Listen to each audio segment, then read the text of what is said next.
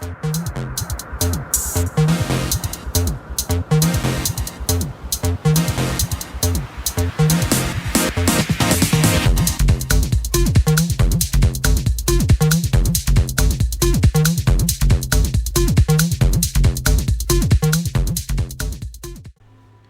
what's up, you guys? Good to be back. It's good to be back once again.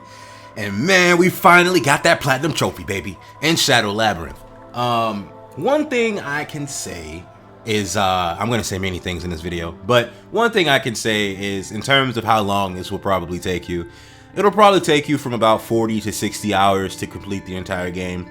I'd say 40 if you get lucky with the RNG, with collecting the craft materials. But man, this was actually a really fun game. Very, very much needed. This might be, like, I'm just gonna say of recent times, probably one of the best Metroidvania games I've played in quite some time. Even though, yeah, I did play Castlevania Symphony of the Night. That was still back in the 90s. I mean, in terms of modern games that are coming out nowadays. I think that there's like a kind of, I guess, a split between like the people that are talking about the game, like the younger people and the older people that are used to these kind of games. The people that are complaining about this game, it seems to be because of how it's designed and how it's laid out and how cheap, quote unquote, it looks. I will give you guys that. It does look a little cheap, a little, you know, here and there in certain moments. But going past that, this game, it definitely executes what it needed to execute in terms of what a Metroidvania game even has to offer.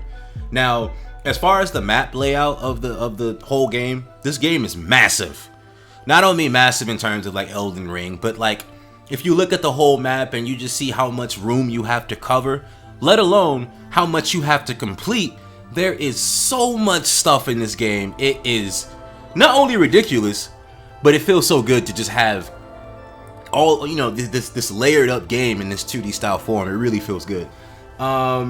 It just kind of plays like that classic Metroid Super Nintendo game, I would say. Now, my favorite Metroid 2D game was probably Metroid Fusion on the Game Boy Advance, and I'd say this is probably the game that it's the second game where I didn't have to look anything up to see where to go, but I definitely had to look stuff up to see where things were, collectible wise. Now, the hardest part of this trophy, well, before I get into the hardest part of this trophy, let's rate it, right?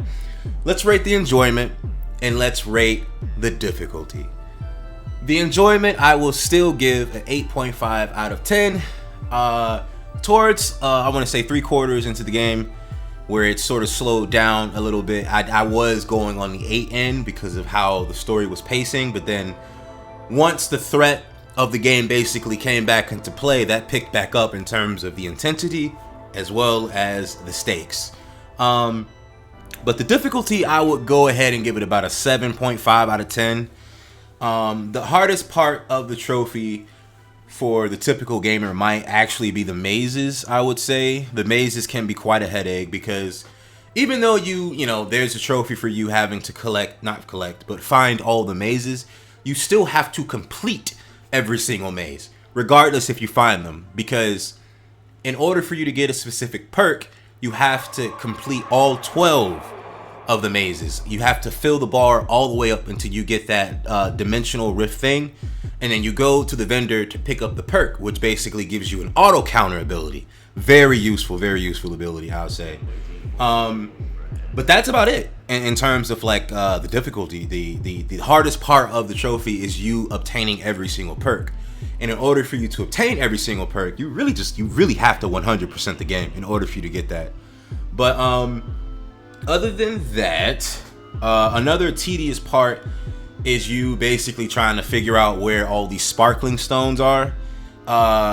If you guys have 3 sparkling stones left, now mind you, I'm gonna be in the comment section looking to see who needs help with where things are or what to do, stuff like that, because this is kind of it's a massive game. It's not one of those games where you kind of, you know, you'll breeze on by and collect everything. No, you're gonna miss a lot of stuff. You're gonna miss a lot of useful stuff at that. But I have quite a lot of material to look at in terms of referring back to if you guys need help. But yeah, that's the tedious trophy right there. Finding all the sparkling stones, which gives you I guess collecting all the sparkling stones isn't like a trophy, but you do need to collect the final item that I forgot her name, but she's basically the daughter of the chief. She gives you a final item that you're gonna need later on. I'm trying to think if there's anything else that might slow you guys down besides the mazes, the perks. Oh, and the enemy types. Oh god, that part's gonna be tedious. Make sure you guys, when going through this game, explore as much as you can before looking things up. If you're going through the game and looking things up, it'll easily bump up your hours to about 100 hours, maybe 80, maybe. Just go through the game your own way, you know, discover things at your own pace, and then once you reach the point of no return, which Puck will tell you that there's a point of no return, go back and see what you missed, and you'll be surprised as to how much you missed, especially when it comes down to, there are two sections that you can skip if you don't do a specific side mission where you talk to the sister of one of the vendors. When I got to the end point of the game, I realized I was missing two different sections because I was trying to complete all the mazes. But this game, in terms of enjoyment, bro, it's so fun to me. It's so fun to me. And the only reason why I felt like I needed to rush in any type of way was just so I can get to the next game, the next platinum. But I didn't want to rush the experience. And I guess I didn't want to. It's been a while since I've enjoyed a really good Pac-Man game, and the fact that this was such a dark twist and turn on this style of Pac-Man, it really turned me on. Not in that way, no diddy. But what else can I basically cover, man? Because I feel like I kind of covered all the groundwork without basically spoiling everything. If you guys want a little bit of the story, here's the spoiler alert and warning now. I'm not gonna say everything, but I'm gonna, pinpoint different things starting now at 7 minutes. So Puck is basically a humanoid. She almost looks like an android. By the way, this is a she, possibly Miss Pac-Man, but not quite. Her name is Thebe, and you basically have to collect all the memories throughout. Oh, that's another thing. You have to collect the Thebe's memories and the soldier's log. Though all those, there is so much stuff to collect.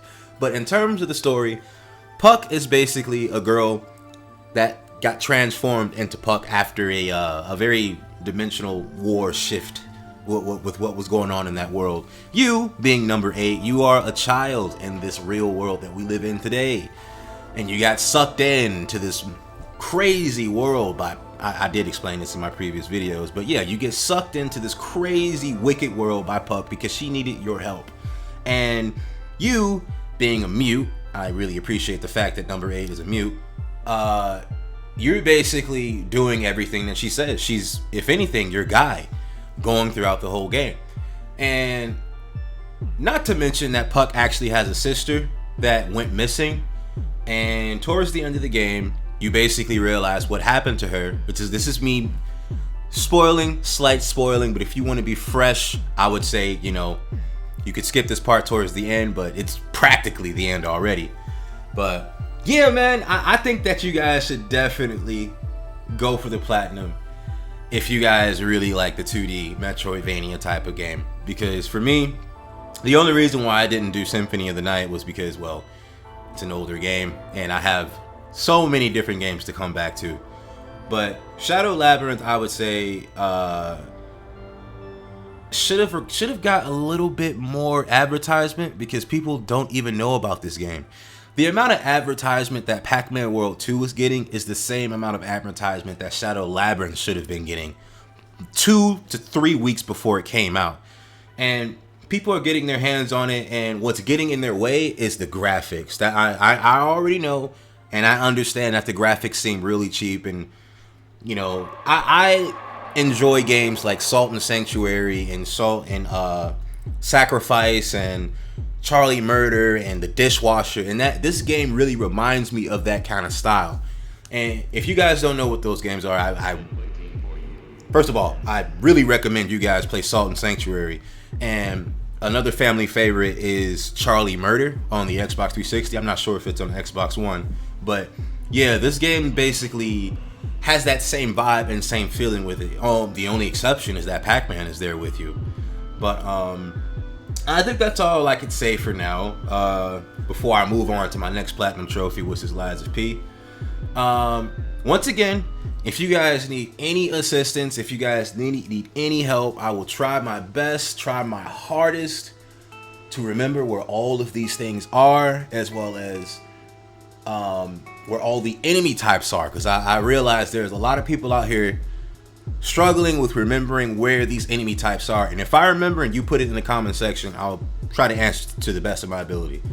But yeah, make sure you guys give this video a like. Already said comment. And subscribe, because I need that. Peace.